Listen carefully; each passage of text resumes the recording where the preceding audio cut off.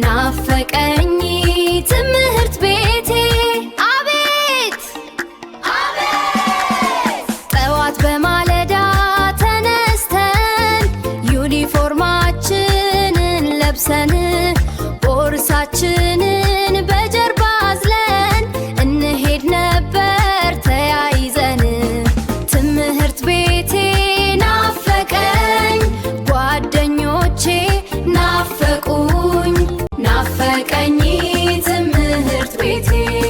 ጠዋት በማለዳ ተነስተን ዩኒፎርማችንን ለብሰን ቦርሳችንን